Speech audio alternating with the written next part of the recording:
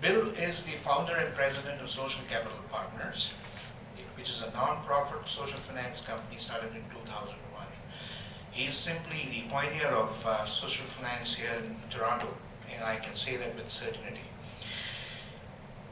Throughout its history, Social Capital Partners has facilitated thousands of jobs for disadvantaged populations by financing a number of successful social enterprises across Canada, and by providing financing or advisory services to for-profit businesses that implement a community hiring program as a part of their recruitment process. SCP facilitates the hiring of these individuals and helps ensure they have the appropriate skills to be successful employees. Before finding Social Capital Partners, Bill worked for approximately 20 years in private sector, primarily as CEO of Hamilton Computers and Opel Communication Corporation. He began his career as a chartered accountant and holds an honors BA from University of Toronto and MBA from Harvard. Please help me welcome Bill, and please also help me welcome our president of TiE Toronto, Greg Brown. Hello, And Greg, would you like to come up here? No, I'm going to sit right back. I don't have my glasses, so this is the perfect optical community. And I don't want to stand between the fascinating presentation that Bill is going to deliver today about goals, methods, and outcomes in the social enterprise. Bill.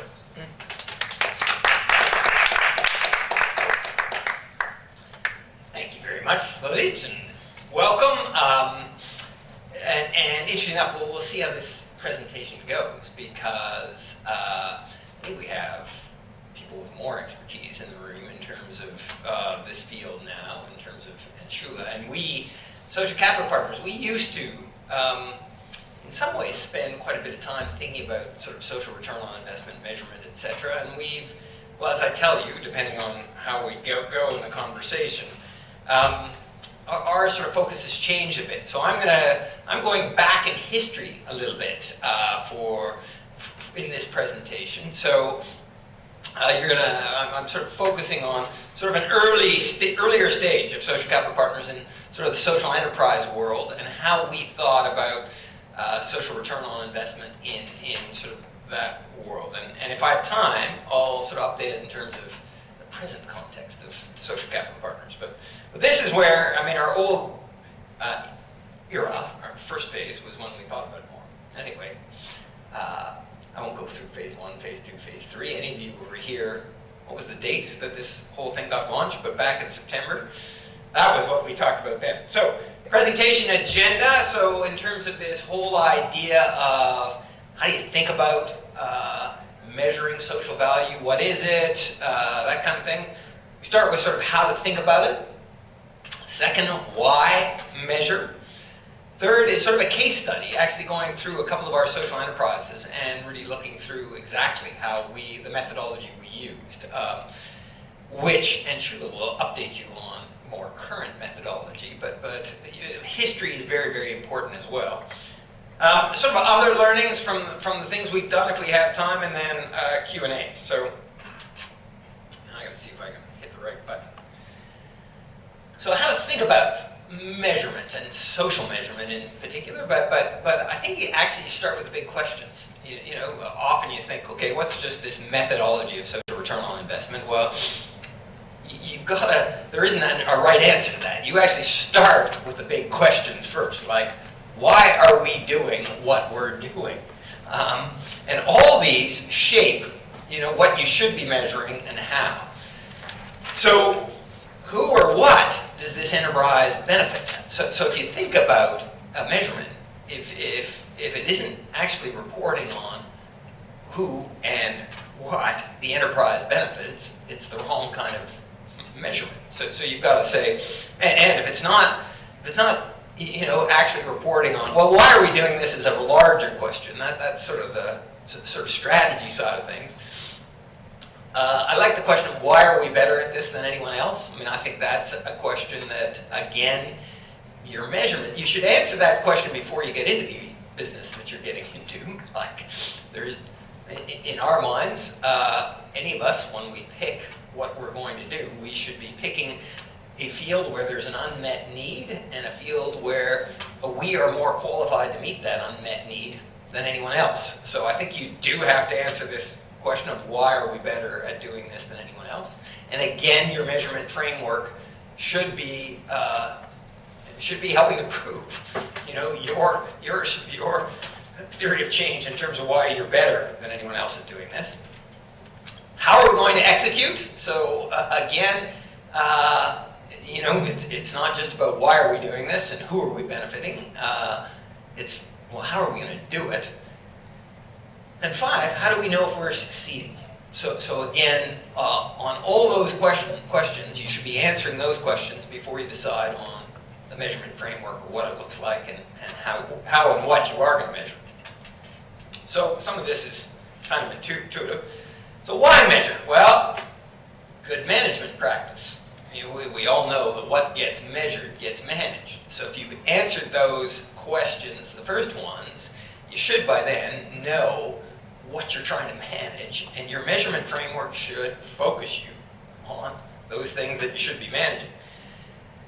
Secondly, I think it's a communication and alignment tool with all stakeholders. When we get into the case study and our actual methodology, we thought this, in some ways, was the most important exercise we went through with anyone we were looking at an investment with, was how do we kind of make sure that what we're measuring is, tests for the alignment of why we're all in this together. 3, I'd say setting and keeping the measurement agenda yourself. I think one of the things that can happen in the sort of non-profit world is you can attract funders who have their own reasons for funding you or their own agenda, and might, as funders do, speaking as a funder in many cases, impose their own agenda on you. One of the things that I think is so important for an organization to do is to convince their funders, no, we know our theory of change, we know who we're trying to benefit, we know what makes us different than anyone else, and this is the way we show that we do that. And it's, again, a tool to get alignment with your funder, but also a way for you to actually keep, if you like, the agenda of what you're working on yourself. 4, are you getting better at what you do? One of the things that, whenever we got into conversations with anyone we were thinking of funding, sometimes they would say, well, it's too complicated. It's really hard to measure. And we would acknowledge, yes, many times this is a more difficult field to measure in than maybe traditional private sector companies, where there's established measurements and established ways of evaluating companies on a common basis. But it always concerned me if someone would just say, no, it's too complicated, because I think any of us, one of the things we want to make sure we're doing in an organization is knowing whether we are succeeding at what we intended to do and whether we're getting better at it. And so I think your measurement framework should be being able to answer those questions. Raising money. I think one of the most effective things of measurement is to prove you are good at what you do, and use it as a sort of differentiating tool in terms of why organizations should support you. This is not an area even today. I mean, I talk about we're going back in a history through time. But there aren't that many organizations in the nonprofit world, social enterprise world, even social purpose business world, or more, I'd say, on that end of the continuum, that have really thought hard about measurement and thought hard about what they're measuring and thought hard about, answering the question, thinking of it from a nonprofit standpoint to an investor, of saying, I am going to show you by the way we think about this that you're going to get the best possible social return on that marginal dollar of philanthropy that you're granting me versus all the other alternatives out there. And if you can actually have an articulate measurement framework that links to your theory of change, you will differentiate yourself significantly from the other organizations out there seeking funding.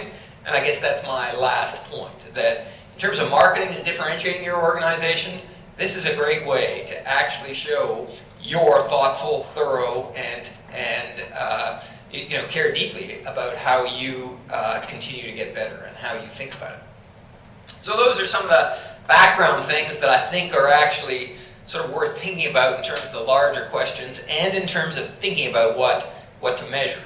Any measurement, we think, has to link to your strategy. It has to link to who and what you're trying to benefit, who and or what you're trying to benefit. You have to be able to articulate kind of how you're showing that you're getting better, and it should be a thoughtful framework for showing, why, any investor in you is going to know that the money they either grant, invest, lend, whatever they do, is going to be managed carefully and thoughtfully and well. So, critical point. Measurement is a means to an end, not an end in itself. So it should be a means to any of those 6 things on the other side. And no measurement is performing a useful function if it doesn't help you manage your organization better. So if it doesn't pass that test, and sometimes managing your organization better can mean raising money, and meeting investors' needs. So that translates into managing your organization better as well.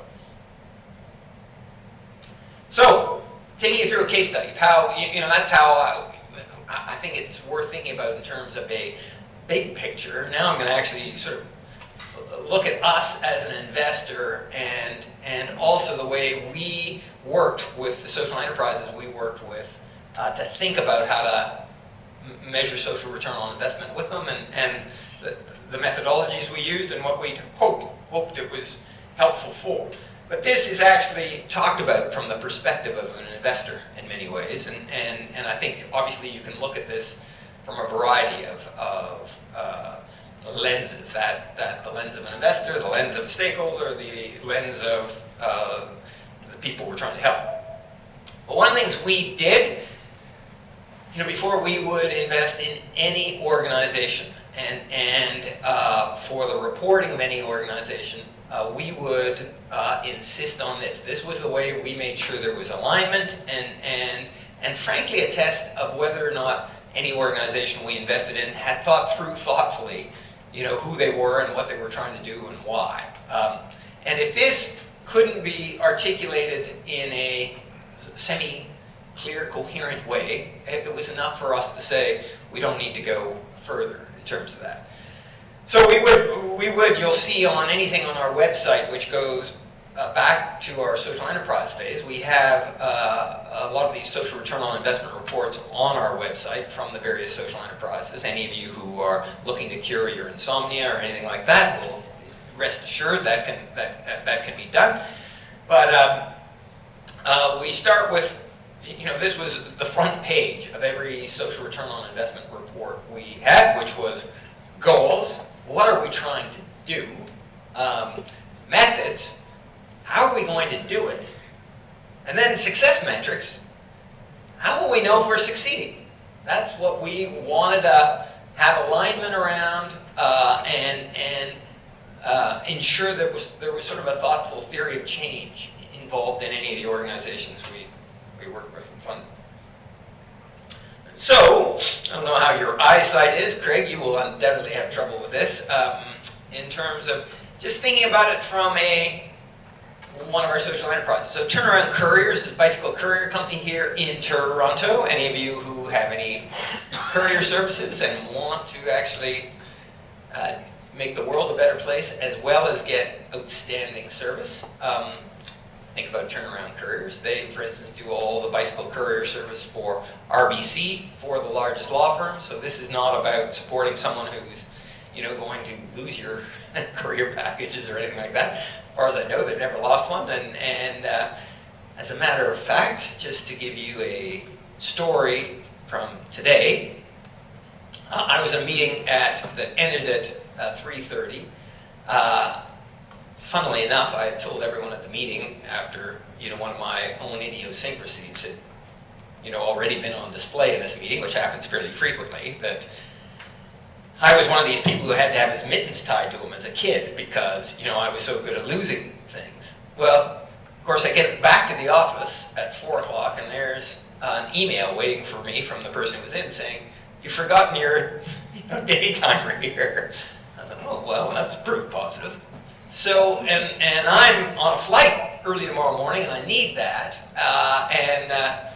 So phone turnaround couriers, and it was there by 5:15. They gone to Mars and got it to our office by then. So there's a random sample of how effective this organization is as I finish the sales pitch for that.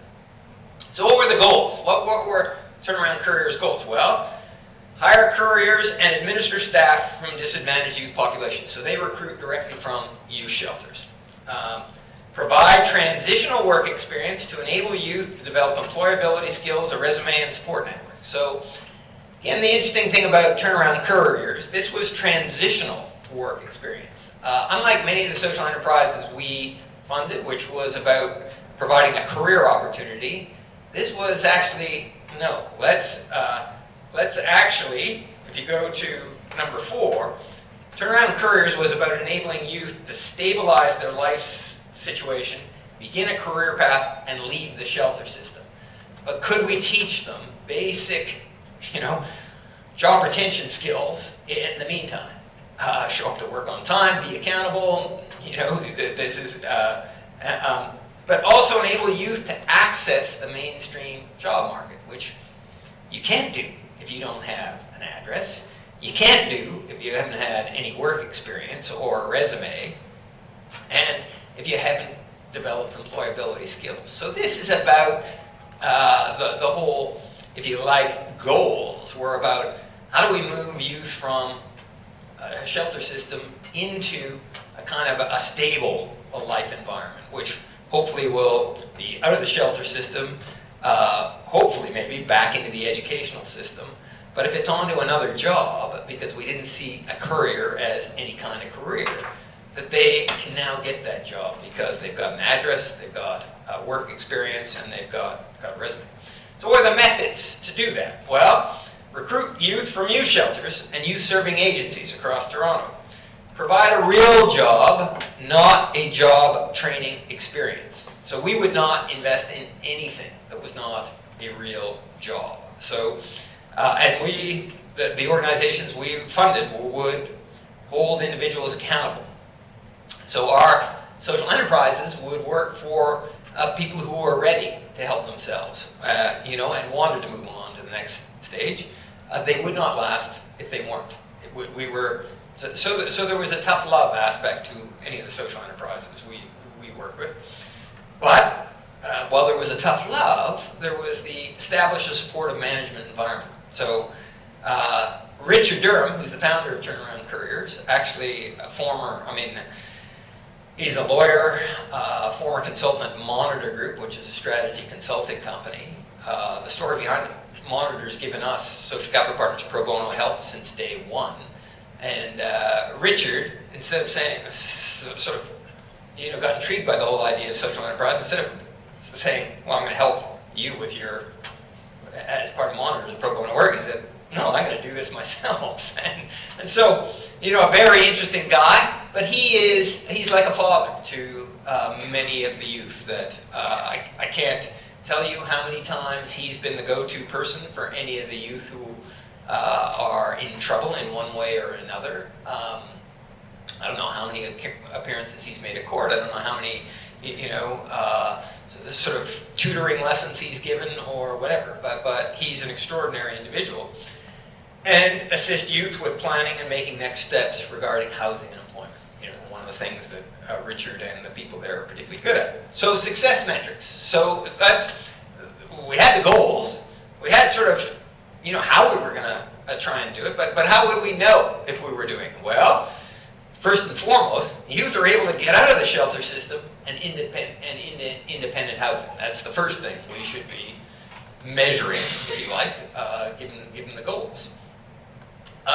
Youth meet or exceed job expectations, because we are not preparing them for the next step unless that happens.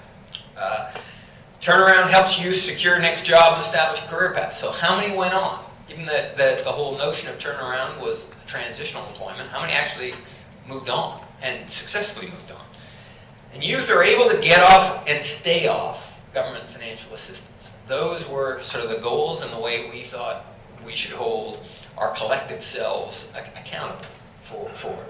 So, and that is, it was a wonderfully helpful exercise, I think, and a helpful exercise for any organization to go through. It was a way of getting alignment. It was a way of the organization itself saying, this is what we're trying to do and why. And if you like keeping control of that agenda, it's not like we were trying to impose on, but what we did impose is you have to be able to articulate this, using this methodology. And as I say, it was a way of aligning, all of us on it. So we talked a little bit about this. Got to pay attention to the times. Social capital, we weren't prescribing notions of success. We did call for clear definitions around who a social enterprise is employing and how this population is being helped. So the methodology on the slide before. We did try and, one of the things you'll see from the actual social return on investment report itself was trying to identify which costs were social as opposed to running the business, because we were trying to identify the investment line in the social return on investment. And we were only interested in working with organizations that took this part seriously, that really cared about saying, how do we know if we're getting better, and how do we keep ourselves accountable to the goals we've set for ourselves and whether we're achieving those goals. Thinking about success from our own standpoint, interesting enough, social capital partners, and hopefully we'll have time, I'll tell you how this got in the way sometimes.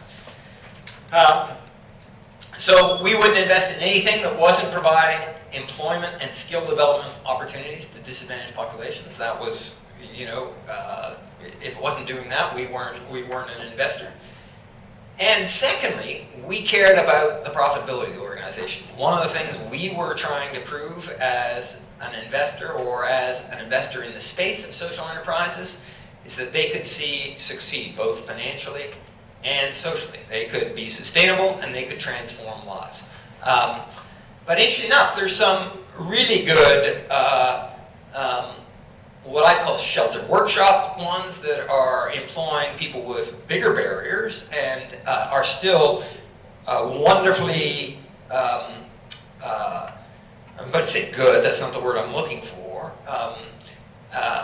wonderful kind of models of providing people the dignity of a job in a way that needs much less subsidy than more conventional alternatives. But we weren't looking for that. One of the important criteria for us was that it could actually be profitable. And as I say, I think that you'll see in one of our organizations that got in the way a little bit of it being as successful as it could be. So, social enterprises achieving success of both enterprise target employees and the enterprise itself are able to develop paths towards self-sufficiency. That was sort of what we were looking for. In terms of the individual, and again, I'm not going to spend a lot of time on this, but we applied sort of a sustainable livelihoods framework to whether or not the organizations we were investing in were actually helping the individuals they were presuming to be helping. So the notion of the sustainable livelihoods framework is it tried to look at, so a job is one aspect of moving an individual forward, but there are a number of dimensions. There's the economic dimension, which a job is important to. There's the housing dimension.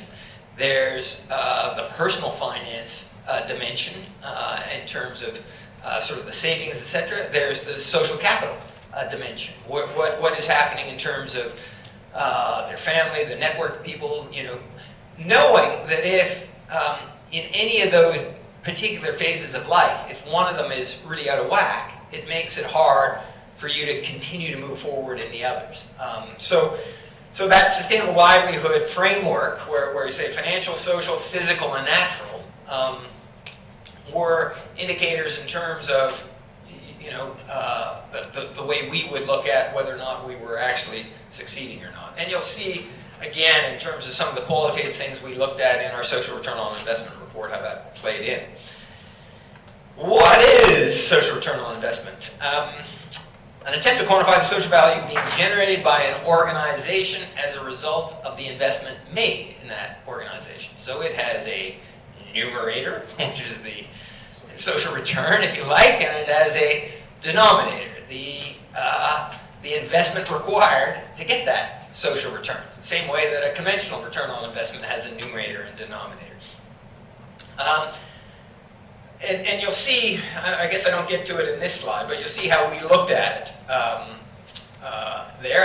And I think this actually comes from a presentation probably 5 or 6 years ago when we say this approach is gaining popularity as a competition for charitable dollars continues to increase and social organizations recognize the need to report on the social value of their work. I mean, the organizations like Enchula's that are really moving this field forward have evolved quite a bit in the last 5 years on this. But that statement obviously is still true and has moved and progressed quite a bit since that statement was made 5 years ago. SRI in the context of social enterprise, so that was a broader context in terms of what we were looking at, and this, the area of our focus as an investor, which was employment-based social enterprise. Kind of the leader in this was actually an organization called the Roberts Enterprise Development Fund. If you want sort of a very interesting history lesson on some of the best early thinking around this, and still current thinking around this, particularly if you're interested in social enterprise, the more narrow field of social enterprise rather than the broader field, if you like, of social purpose business and or the broader field of social return on investment as it might apply to more conventional charities. But if you're interested in social enterprise, www.redf.org is just filled with really thoughtful pieces around this whole thing. The SRI approach does lend itself well to the social enterprise model because it's easier to get at the numerator and denominator, frankly, than it is in say, more conventional charities. It's a little more, it's a little more complex with conventional charities, but again, and Shula will solve all that for you before you leave tonight. A key contribution of this approach is distinguishing between the different costs in a social enterprise, so an agent manages better to understand where the specific costs are coming from, and more specifically, which ones are specifically social costs, which we would see as part of the investment side of getting this off the ground, versus what are just normal business costs of running a social enterprise. And just in terms of our methodology, this is how we actually thought about it in the social enterprise context. So what we try to do is measure the monetary value associated with providing a job to someone previously unemployed and in receipt of government income assistance and or services. And ours was really a socioeconomic value.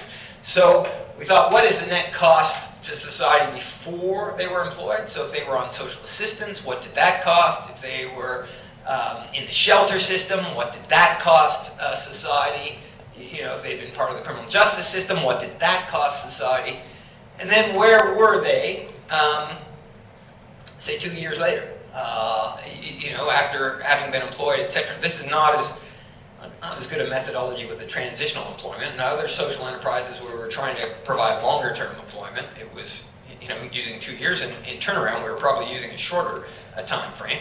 And by the net benefit to society after employment, we were focusing on the socioeconomic benefits in this particular measurement. So we have a bunch of qualitative measurements as well, which you'll see on our social return on investment report.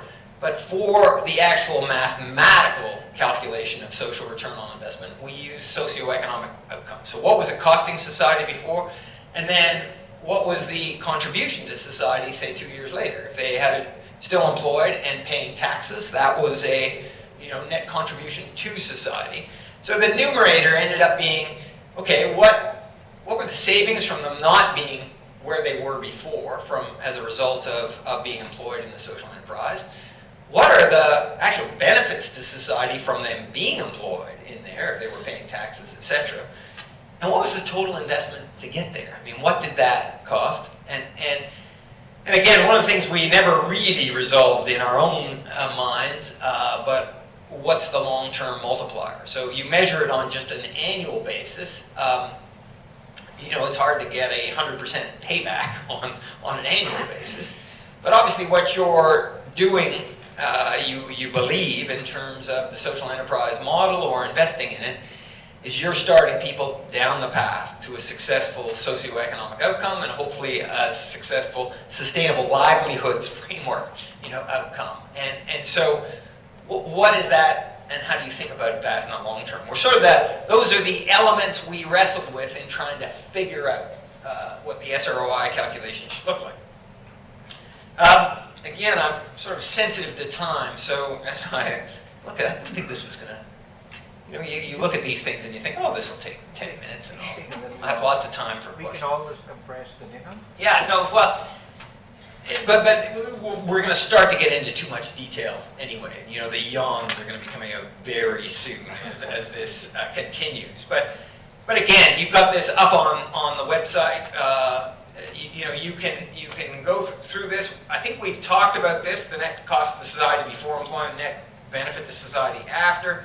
Total investment would be the total amount of money invested in the business in order to create the benefits to society. This includes any grants and additional social support infrastructure costs. It also accounts for any operating losses incurred by the business. So that would be the denominator line. Conversely, if there were profits, that would reduce the size of the investment. So the losses would, if you like, increase the size of investment, but the profits would reduce, if you like, the size of investment. And long-term multiplier, let's see this will be interesting to see what the hell we put here.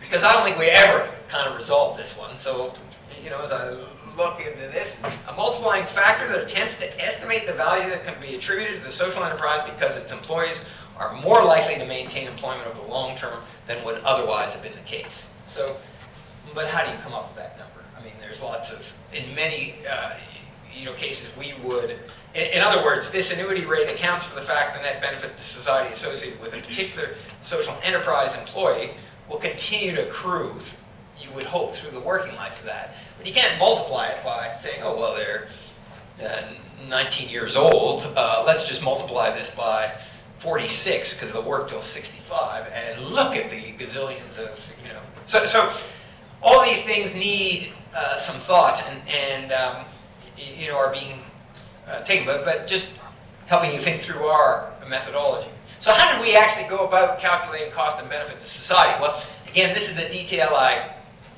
that comes out in some of what we've put up, where we would actually look at each employee by the individual employee and say, where were they before? What was it costing? Where are they now? What was the cost? And then we'd go through the number of employees we'd employed in the particular year. We'd add up all those benefits. We'd look at what that would mean to the numerator line. We'd say, okay, what's the denominator? We'd think about a long-term multiplier and we'll come up with the mathematical equation. That's a time-consuming process. So what we do with larger, we want to go through that methodology when we're first implementing this, and we would take this off the backs of the organization. We would not insist on them doing it, because this was part of our learning journey, and we weren't necessarily sure it was helpful for them running the business. But we, in later years, developed proxies. I mean, once we'd done enough surveys, we had a pretty good idea of what a typical, say, person that we were hiring in turnaround couriers, or what a typical person that we were hiring in Inner City Renovations, which is a renovation company in Winnipeg that employs urban Aboriginals, or one in the property management company in Vancouver that's owned by a charity that helps women who are victims of violence. So we'd have a pretty good idea of what a proxy was for the individual employees there, and we'd use that proxy as a standard. But for just in the case studies I'm showing you here, you'll see that we actually went through employee by employee. You can read a case study. I won't go through that in detail just now, but it gives an idea of just who we were hiring, and that one's actually from Inner City Renovation, and here's another one. So just in terms of the actual profile, it gives you an idea of and how we would go into really understanding at a detailed level, both who are we hiring and trying to benefit, and also for the mathematical understanding of what was the net cost to society before, what was the next net benefit after, and for the calculation. And then we would, again, you can see, obviously, just in terms of all the individual employees, what was their profile? Were they on in social service usage, shelter, services, and employment? And what did that cost for each individual employee? What was their baseline income? Once they'd gone to turnaround couriers and gone to the next job, what were they maybe paying in tax, etc.? What was their social service usage? Even if they were employed but still continued to need social assistance, that had to be taken into account because that was still a cost. And government. So we would come up with the net change, if you like, for the numerator line for each of those employees by going through it. So quite a detailed methodology. And you can see the sample size. And eventually, as I say, with those sample sizes, we'd come up with an average, and those would become proxies.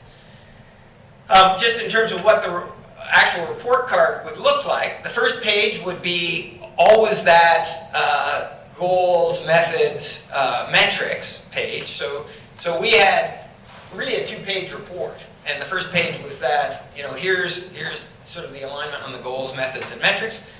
And then this page would be a composite of both the financial social return on investment report itself and what did it come to. I mean, in this particular case, if you look at the financial performance of turnaround couriers in this year, $239,000 in revenue, a $16,000 operating profit.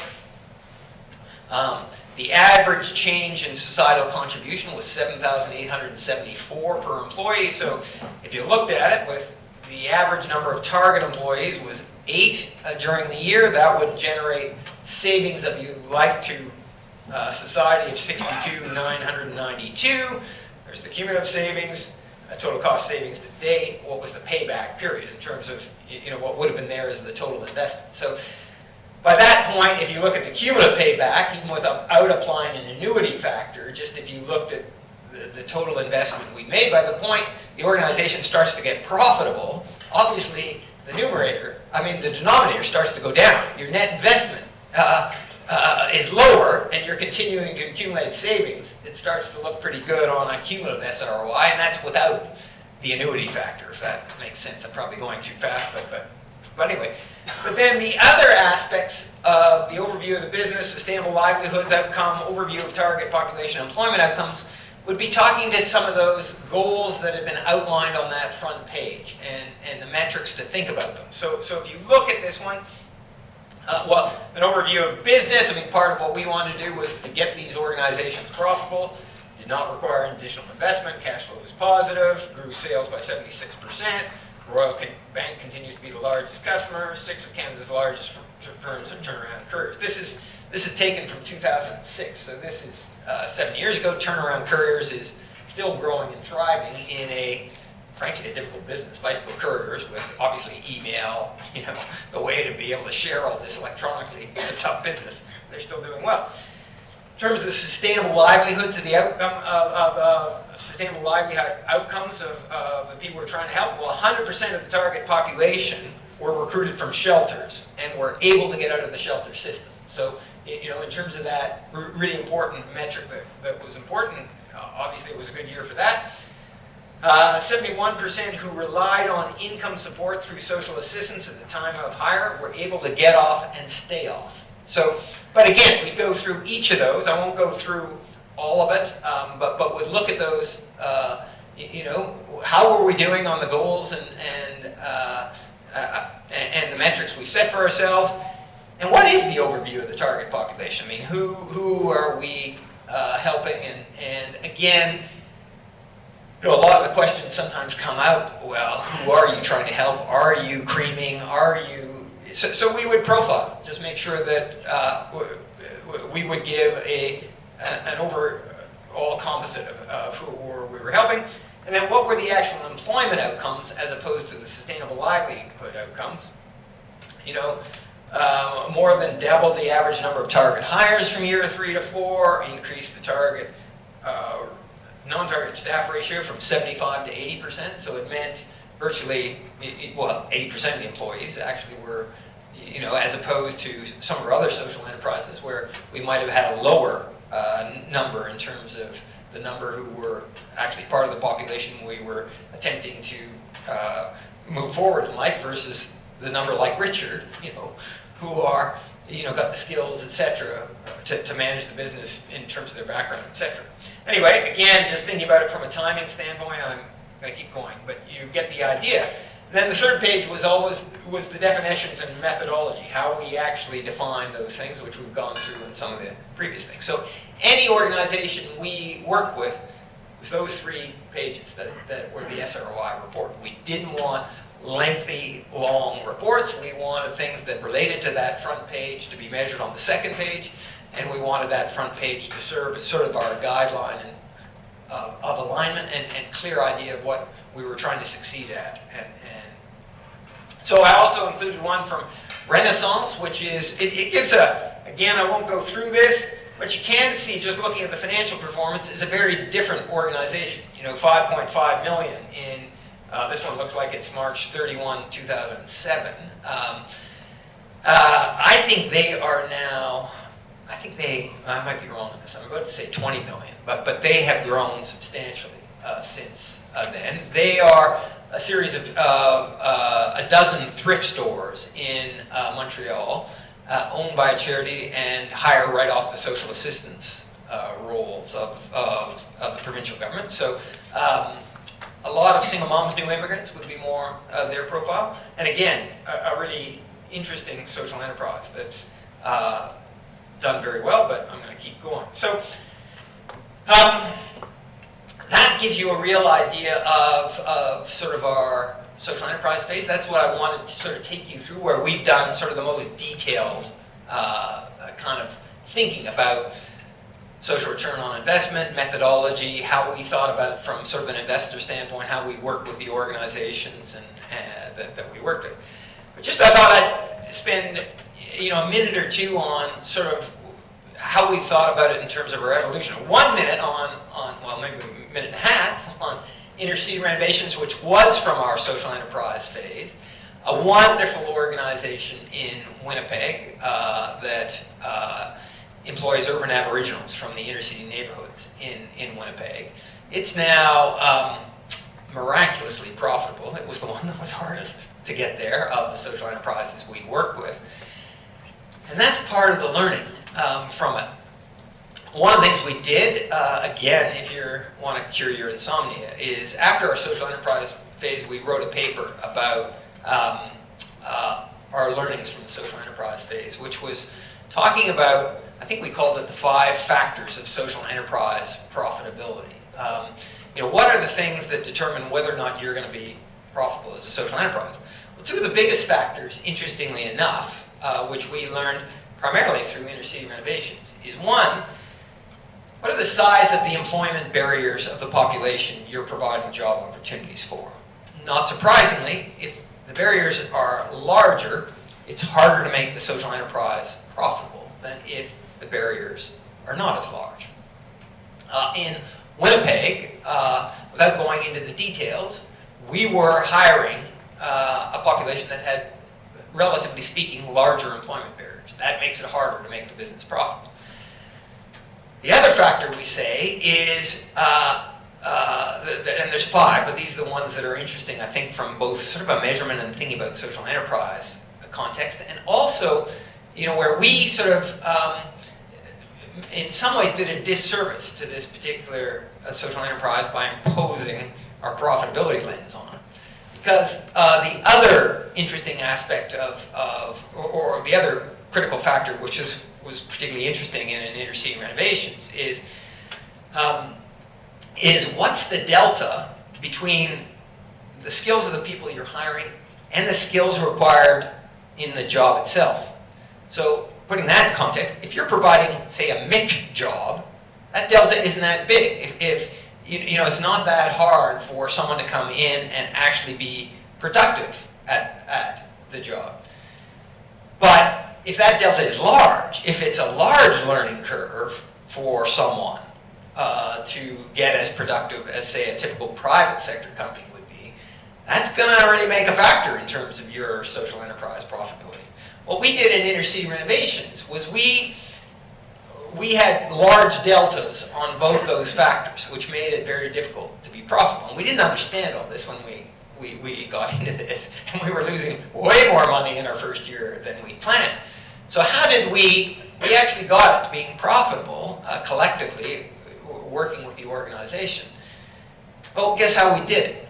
We did it by trading off the social returns. We reduced significantly the percentage of employees that came from the group we were trying to provide employment opportunities versus people with management capabilities, mainstream management capabilities, mainstream employment employees, if you like.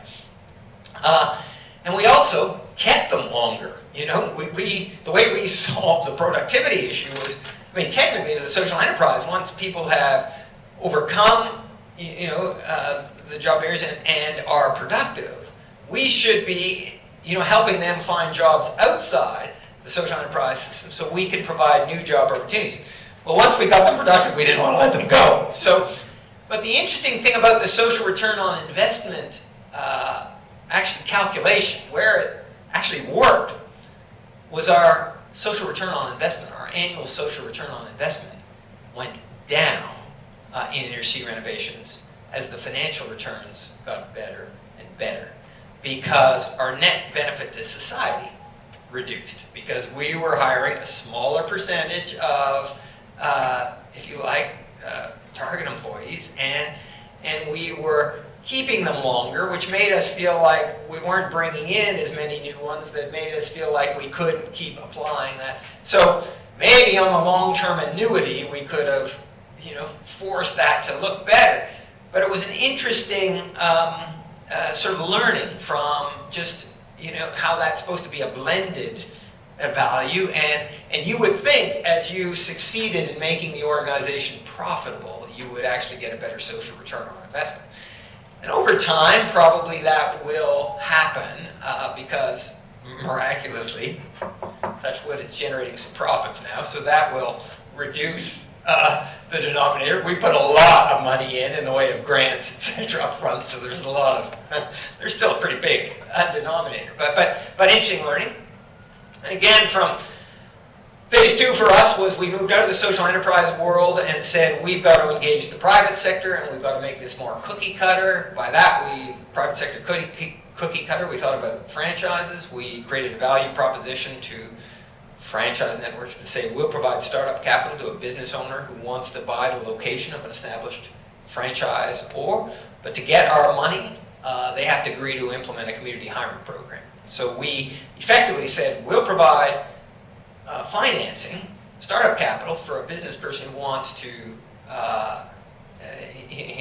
buy the location of Active Green Ross, Mr. Lube are our two big ones, but they have to implement a community hiring program. And interestingly enough, we've done a little over 50 of those. We tie our interest rates to the number of community hires, so we provide financing, but as they hire more, their interest rates come down, so we link our financial return to our social return.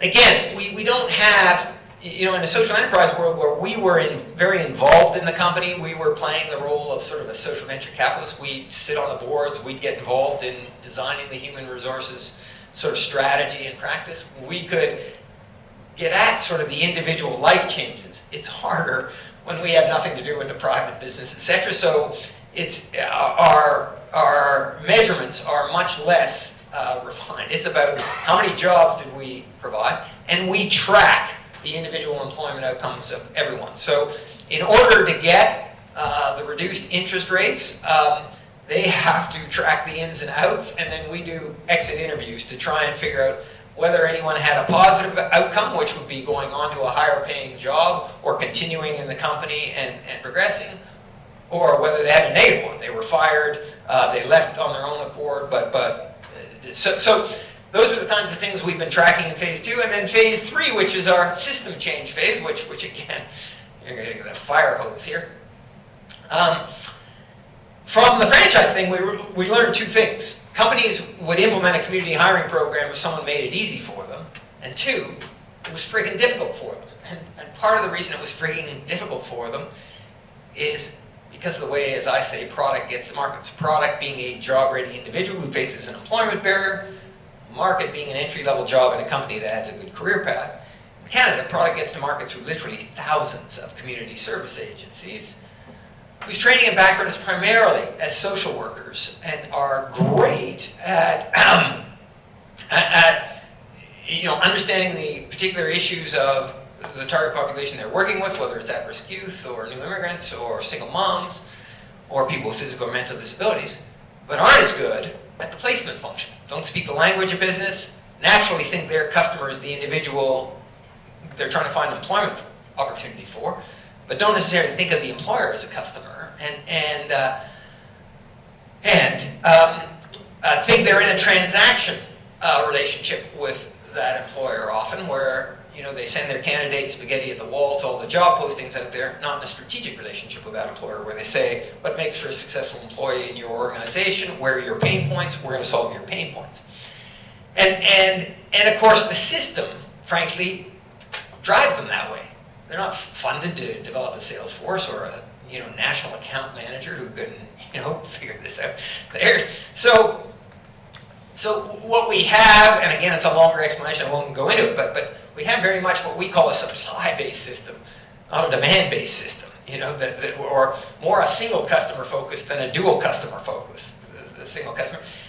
And our points to government. So we realize we're playing a Band-Aid in this system in our franchise thing. We're playing the interface between community service agencies and employers.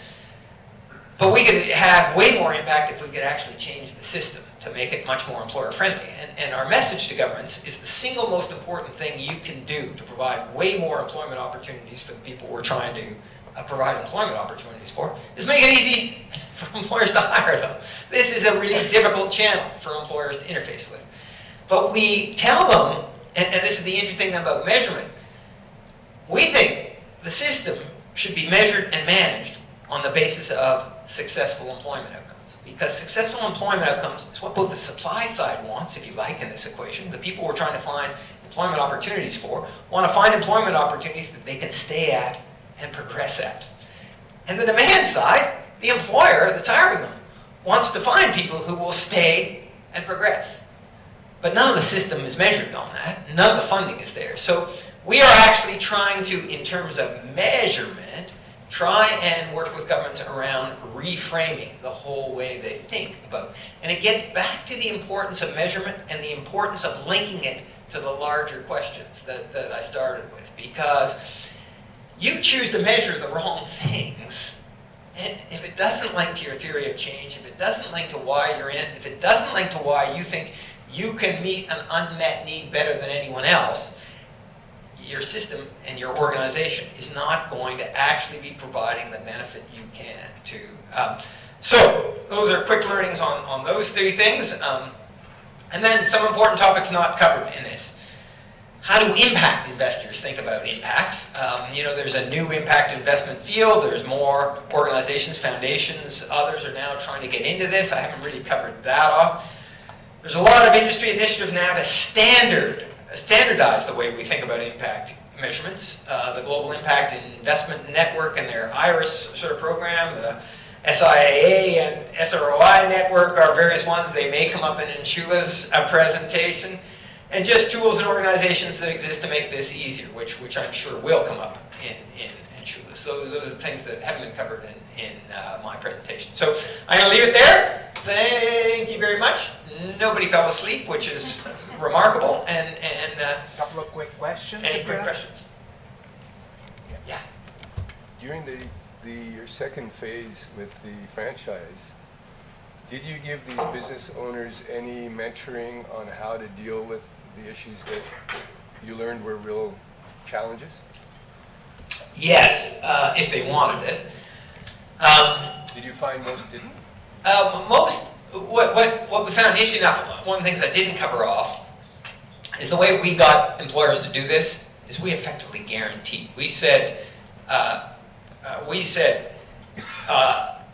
condition of our loan is you have to agree to a fixed number of community hires. But then we said, but we will get you a competitive pool of candidates to choose from. And if we don't deliver on that promise, you don't have to deliver on your promise to us to hire the fixed number, and you're the sole judge. So, and where we concentrated our time was we would spend lots of time, say, with the active greener Ross as Mr. Loop, saying, okay, what makes for a successful entry-level employer? What are the characters? And then we'd figure out, okay, who are the best community service agencies to work with? And how can we customize the training they're providing to make sure that will fit for the employer? So that was the way we tried to solve that equation, as opposed to working really closely with them. And just so you know, 0 out of the 50 have called us on our guarantee. And it's not because we've always delivered, flawless, perfect, employees. We haven't.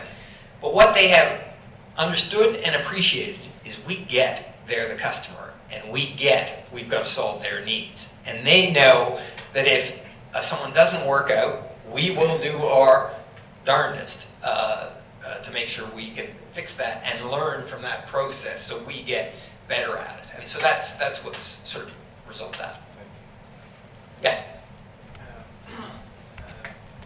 Last time when you spoke a couple months ago, you mentioned around the placement agent or placement companies, temp companies. I'm just wondering if you were mentioning that as a headache, and you're kind of going to talk with them and hopefully try and break into that shell a little bit. Just interested on how that's. Yeah, good memory, and yeah, we talked a lot more about what we're trying to do from a systems change standpoint in that first meeting, and part of what we think is part of the solution is how do we engage organizations that place millions of people globally, like the Monsters of the world, or the Randstads, or the Adecos, or the Manpowers, who have no interface with this channel, but have national accounts managers.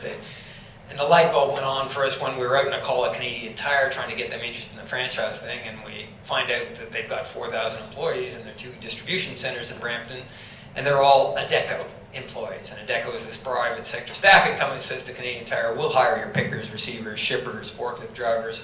We'll put them on our payroll. We'll put our managers on site to deal with the HR issues. Won't transfer them to your payroll so they prove themselves in your environment.